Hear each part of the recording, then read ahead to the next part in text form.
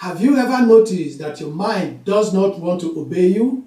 That alone is the reason why you should learn how to manage your mind.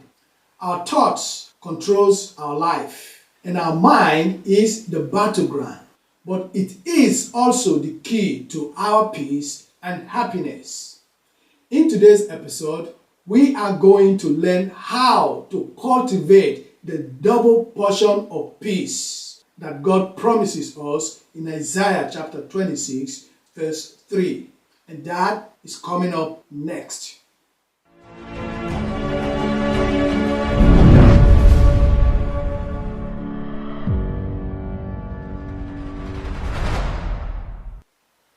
Hi everyone, welcome to the Uhuru Reports.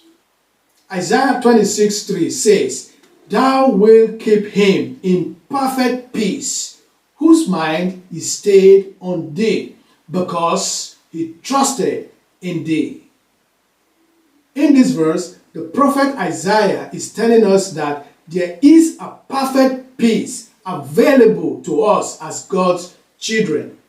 The original Hebrew text actually reads, "Shalom, shalom," or in other words, it is a double kind of peace, a supernatural peace, a divine peace. A double portion of something is more than what we would actually need, and God has promised us just that.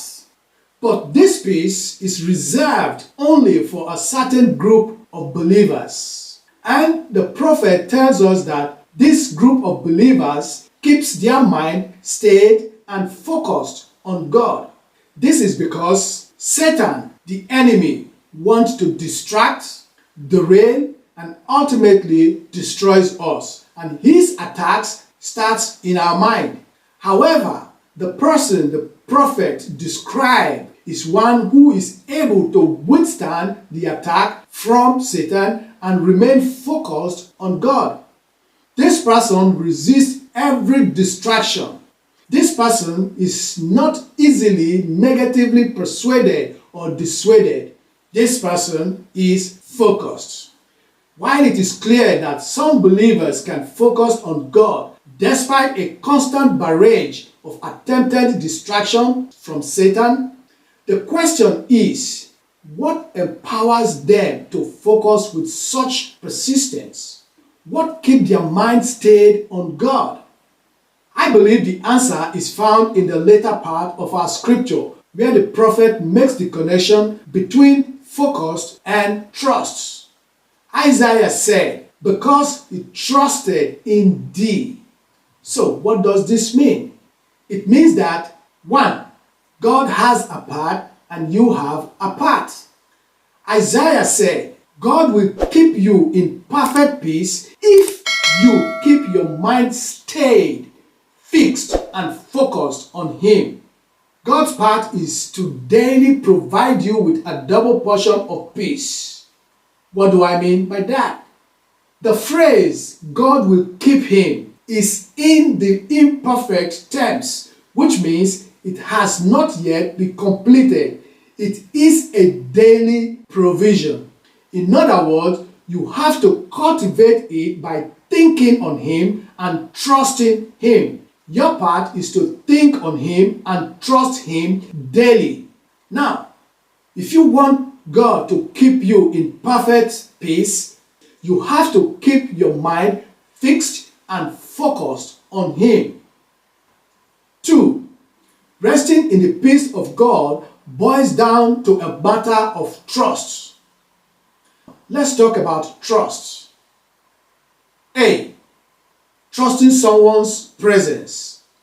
When you are around someone you trust, you put your guards down and you allow your internal defense to rest. You do this because you do not have any fear or harm of wrongdoing. You feel at ease in their presence. This is especially true when you believe the person you are with can also protect you. Now, apply this to God, and it is easy to see how we can enter into divine rest and peace when we acknowledge His presence. If you have a relationship with God and you know He is present at any given moment, it will be hard for the enemy to strip you of your peace. But when you do not acknowledge His presence, you are susceptible to the attacks of the enemy. B. Trusting someone's intelligence and competence. Most experts get paid in their field because of their competence. While they may not claim to know everything, they are expected to know certain things. When they give an advice or an answer, it is normally accepted as the answer because they do not make it a practice to provide answers they do not know to be correct. Since they had built that reputation for themselves, people tend to trust what they say. And if that is true for human beings, then how much more should it be true for God? God knows all things. He knows your thoughts before you think them. He knows your feelings before you feel them. And certainly, He knows your decision before you make them. If God says something to you, then you can trust Him and His word. He has proven never to be wrong. Therefore, standing upon a word from God should give you peace, no matter the pressure you may feel from the word to believe or accept anything else. C. Trust is built on performance. There is a certain level of trust that is given or assumed, but that level is very low. True trust is earned over time. When you consider the level of trust you have for any given person, what you are doing is actually considering their track record. The better the track record, the higher the trust. The weaker the track record, the lower the trust. And if this is true, then you should trust God at the highest possible level. God never has, nor will He ever fail you. He has never lied to you. He has never said one thing and do another. He has never fallen short. God has never given you any reason not to trust Him. So you should trust Him with all of your heart. And your trust in a God who knows all things, who has all power, and who is in all places at the same time should help you keep your peace intact, your hope on fire, and your faith focused. This peace we're talking about, the Bible says that it passes all understanding. Philippians 4:7. When you have this kind of peace, you are not moved by the storms of life. When Isaiah talks about believers who keep their mind stayed on God, he is not saying these believers are doing so because they are exonerated from storms. On the contrary, they do so because they choose to keep their mind stayed and focused on God in the midst of the storm. The peace of God is not about the absence of conflict, but rather about the presence of God.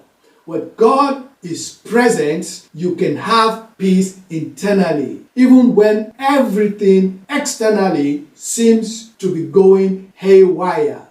God is not always going to deliver you from challenges, but He will give you the grace to overcome them. In other words, He might not deliver you in it, rather, He will deliver you from it. That is it for today, my friends. Make sure you like, subscribe if you have not, hit the notification button, and share this video to your loved ones. Shalom to you.